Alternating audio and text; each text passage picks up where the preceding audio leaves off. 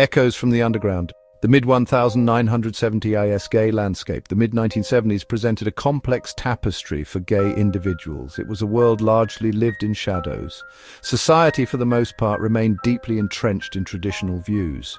These views often cast homosexuality as an illness or a crime. Openly identifying as gay carried immense personal risk.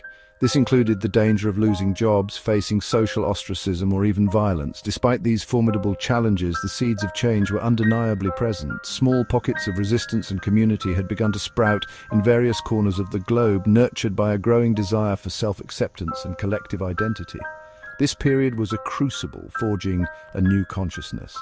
Visibility was minimal, often confined to hushed conversations and clandestine meeting places. The concept of a large public gay community was still nascent for many. Instead, individuals found connection through intricate networks of friends and acquaintances. These networks operated discreetly, relying on coded language and subtle cues. Bars and private residences sometimes served as temporary refuges. Here, people could experience a fleeting sense of belonging away from the judgment of the outside world. Yet, even these spaces were not always safe from raids or harassment. The struggle for basic human rights and dignity was an everyday reality, a constant undercurrent to life. Despite the oppressive atmosphere, a powerful yearning for something more was palpable.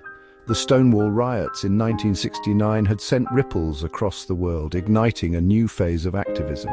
This event, born from defiance, signaled a shift from quiet endurance to vocal demand for rights. The early 1970s saw the first pride marches, fragile yet determined assertions of existence. These early demonstrations were acts of incredible courage. They laid the groundwork for the more organized and visible movements that would follow. The fight for liberation was beginning to coalesce, driven by those unwilling to remain invisible any longer. This era, therefore, stood at a pivotal juncture. It was a time characterized by both profound adversity and burgeoning hope. The weight of historical prejudice was heavy, yet the spirit of resilience was even stronger.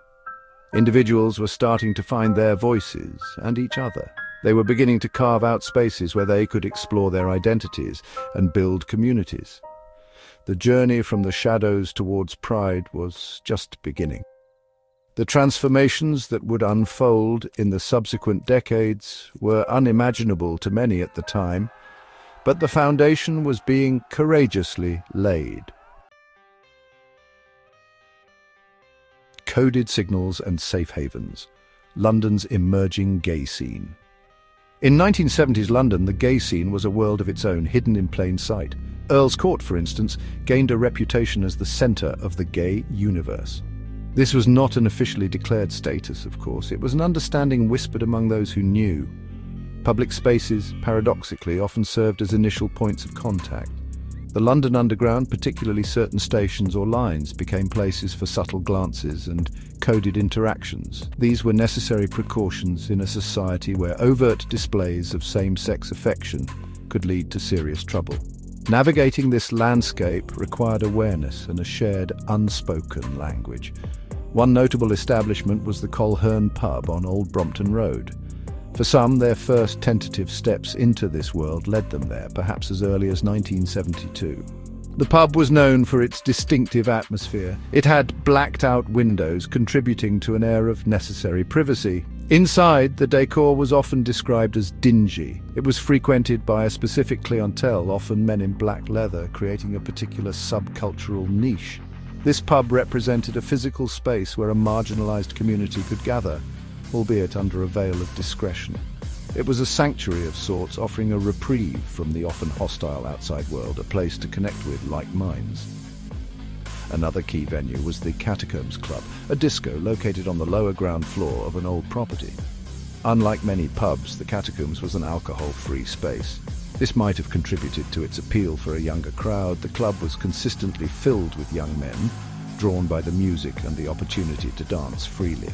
Dance floors in such clubs became powerful sites of expression and solidarity. In these spaces, individuals could shed some of the caution required in their daily lives. They could experience joy and community in a more open, celebratory way, even if that openness was confined within the club's walls. These social hubs, from the sprawling anonymity of Earl's Court to the specific interiors of the Colherne and Catacombs, were vital. They were more than just places to meet. They were crucibles for community formation. They allowed for the development of shared cultures, styles, and understandings. In a city that was not yet ready to fully accept them, these venues provided essential footholds. They were the quiet epicenters from which a more visible and assertive gay community would eventually grow, nurtured by the need for connection and the courage to seek it out despite the risks involved. Rhythm of resistance, whacking and self-expression in LA.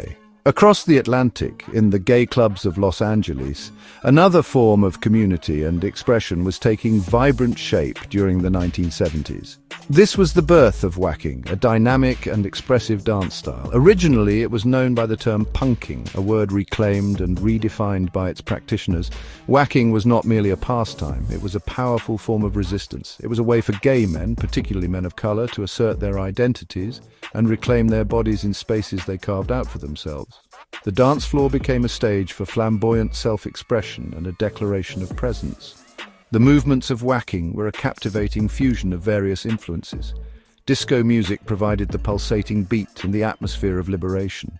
Elements of martial arts contributed to the sharp, fast arm movements and dynamic poses. Hollywood glamour, with its dramatic flair and larger-than-life characters, also played a significant role. Dancers emulated the expressive gestures of silver screen icons like Greta Garbo. This blend created a unique visual language. It was a language of defiance, creativity, and profound self-assertion, performed with passion and skill in the heart of the LA club scene. These clubs were more than just dance venues. They were sanctuaries. They were spaces where individuals could escape the judgment and discrimination they faced outside. Within these walls, whacking battles and performances fostered a strong sense of camaraderie and shared culture. The dance itself was a form of storytelling. It conveyed emotions, narratives of struggle, and celebrations of identity. For many, learning and performing whacking was an empowering act. It allowed them to transform feelings of marginalization into artistic power and mutual support, building a resilient community centered around this unique art form. The cultural impact of whacking extended beyond the immediate club environment. It was a testament to the creativity and resilience of the gay community. It demonstrated how art could be a vital tool for survival and resistance. The energy and innovation of whacking showcased a community determined to define itself on its own terms. This dance style, born from the need for expression in a repressive era, laid a foundation for future generations. It highlighted the importance of cultural spaces where queer individuals could not only exist but also flourish, creating lasting legacies of art and community. Seoul's hidden sanctuaries, queer life in Yuljiro. Meanwhile, in Seoul, South Korea, the 1970s and 1980s saw the Yuljiro neighborhood emerge as a discreet yet vibrant hub for the queer community. In a society with deeply conservative norms and a lack of public discourse on homosexuality, finding spaces for connection was a significant challenge. Theaters and certain bars in Yuljiro became popular, albeit clandestine, sites for same-sex encounters and community building. These locations offered a degree of anonymity and a shared understanding among patrons. They were crucial for individuals seeking others like themselves in a largely unaccepting environment. The need for such spaces was profound. One particularly significant site was the Bada Building. Constructed in 1969, this building housed a theatre and a cabaret. For decades, until its eventual closure in 2010, it served as an important landmark for Seoul's gay community. Places like the Bada Building were more than just physical locations. They were imbued with the memories and experiences of countless individuals who found solace, companionship, or simply a moment of recognition within their walls. These venues functioned as unofficial community centers, fostering networks and a sense of shared identity, however hidden it had to be from mainstream society. The existence of such hubs in Seoul, much like in London or Los Angeles, underscores a universal need for community among marginalized groups. Despite cultural differences and varying degrees of social hostility, queer individuals consistently found ways to create spaces for themselves. These spaces were often precarious and subject to raids or social stigma, yet their importance cannot be overstated. They were lifelines, offering a respite from isolation and a chance to experience a collective identity. The courage it took to frequent these places and to build community within them was immense. Documenting this history is vital, as seen in efforts like the film Paradise, which explores South Korean gay subculture from the 1950s to the 1980s. This film attempts to capture the lives of elderly gay men from that era. Their stories reveal the challenges of living in a society that offered little to no acknowledgement or acceptance. The theatres and bars of Uljiro were integral to their narratives. They were the backdrop against which many navigated their identities and found moments of connection. These hidden sanctuaries were the quiet incubators of a community that would slowly, painstakingly move towards greater visibility. Section 5. The unintended network media's role in community building. The role of mass media in the 1970s and 1980s concerning the gay community was often paradoxical, particularly in places like South Korea. Official media narratives frequently promoted homophobic attitudes. News reports or articles, when they mentioned homosexuality at all, often did so in derogatory or sensationalist terms. This negative portrayal reinforced societal prejudices and contributed to the climate of fear and secrecy for many gay individuals. The media, in this sense, acted as a powerful tool of social control, shaping public perception in ways that were harmful and isolating. It was a source of considerable distress for those targeted. However, there was an unintended consequence to this negative coverage.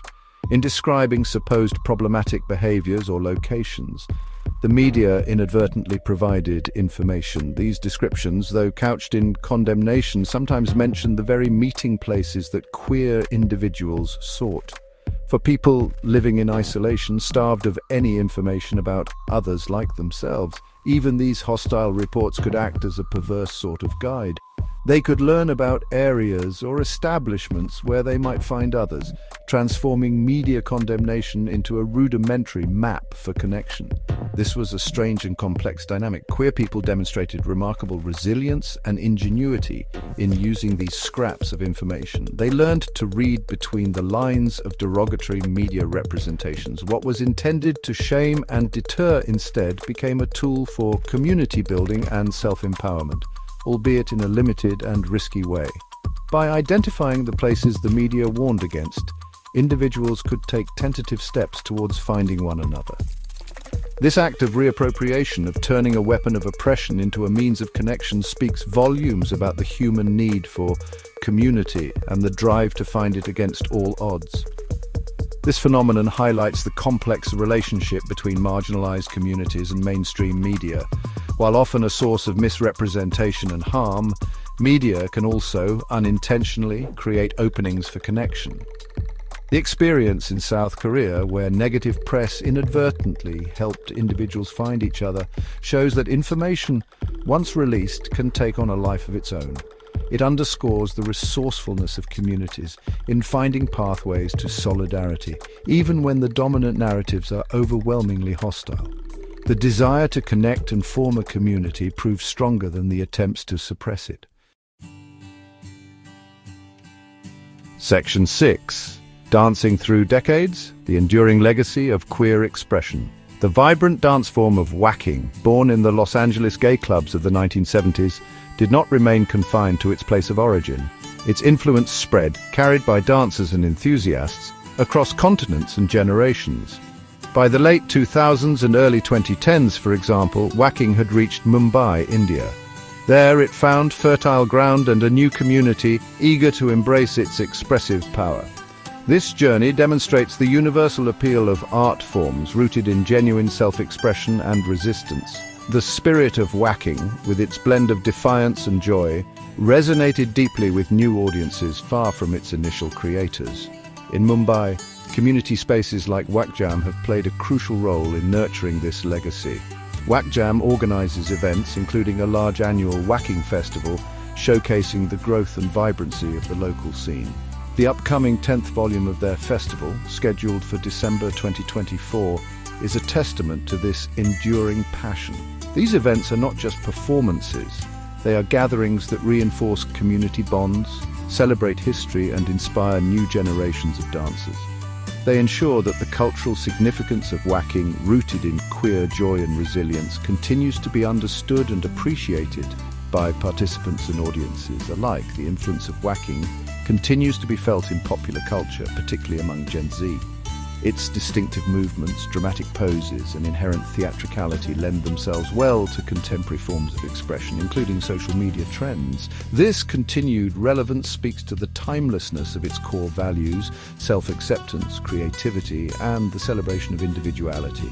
Tejasvi from Whack Jam notes that whacking's adaptability to personal styles makes it difficult to fully commercialize. The primary focus, therefore, remains on community growth and authentic self-expression rather than mainstream commodification, preserving its grassroots spirit. This enduring legacy of whacking highlights how cultural forms born out of specific historical struggles can transcend their origins. They can become global languages of expression and connection. The journey of whacking from the underground clubs of Los Angeles to international stages and community hubs like Whack Jam in Mumbai is a powerful story. It is a story of how art fosters resilience, builds bridges, and keeps the spirit of a community alive and thriving across decades. It reminds us that dance can be a profound form of communication, carrying messages of hope, identity, and shared humanity. Section 7. Bridging Generations. Preserving history and fostering connection. The effort to document and understand the history of the gay community is crucial for its continued growth and self-awareness.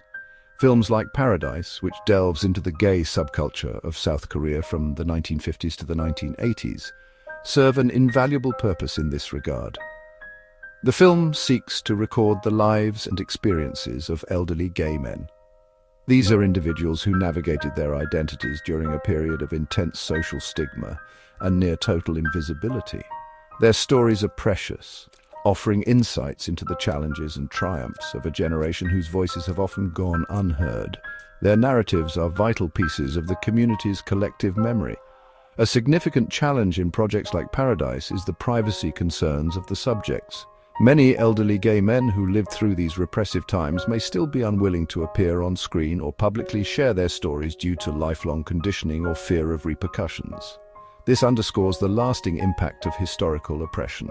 Researchers and filmmakers must approach such work with immense sensitivity and respect. They must find ways to honor these stories while protecting the individuals who share them.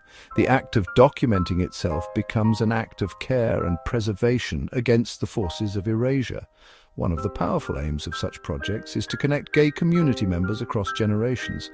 The film Paradise, for instance, reportedly involves both men in their 70s and 80s and Vogue dancers in their 20s. This intergenerational dialogue is incredibly enriching. It allows younger generations to learn directly from the experiences of their elders. It fosters a deeper understanding of the community's history and the struggles that paved the way for current freedoms. Conversely, it can offer older individuals a sense of connection to contemporary queer culture and a recognition of their own contributions. Preserving these oral histories and lived experiences is not just an academic exercise. It is a vital act of community building. It ensures that the sacrifices and resilience of previous generations are not forgotten. It provides context for current struggles and celebrations. By understanding where the community has come from, current and future generations can better navigate the path ahead. These connections across time strengthen the fabric of the community, fostering a sense of shared lineage and collective identity that is essential for continued progress and solidarity. This work helps to ensure that the past informs and empowers the present. Section 8. From Secrecy to Celebration, reflecting on profound change. Looking back from our vantage point in 2025, the transformation of the gay community since the 1970s is nothing short of profound. The journey from deeply entrenched secrecy to widespread public celebration represents one of the most significant social shifts of the past half-century.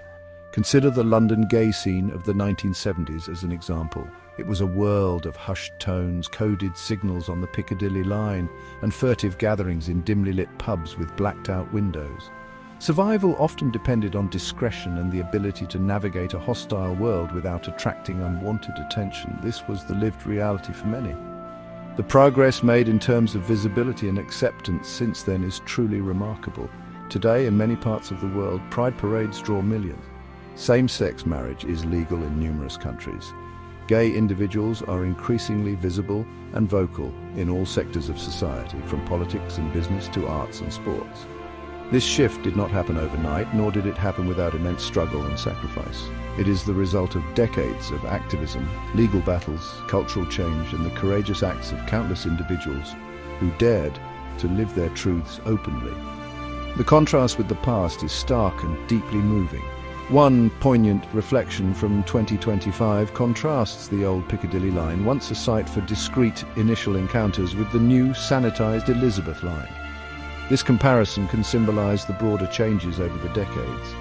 While the increased safety and openness are undeniable gains, there can also be a sense of nostalgia for the unique ways community was forged in adversity. The old spaces, born of necessity, fostered a particular kind of solidarity. The journey has involved both gains and transformations in how community is experienced and expressed. The shift from underground networks to public institutions is a complex evolution. These reflections highlight the immense distance traveled. The fear that once characterized daily life for many gay people has, in many places, given way to a sense of empowerment and belonging. The ability to live openly, to love freely, and to celebrate one's identity publicly are freedoms that were hard-won. While challenges undoubtedly remain and progress is not uniform globally, the overarching narrative since the 1970s is one of extraordinary positive change. The shadows have receded, making way for a vibrant and diverse community that stands proudly in the light, a testament to its enduring spirit. Section 9. The Unfolding Journey, Visibility, Acceptance, and the Path Ahead.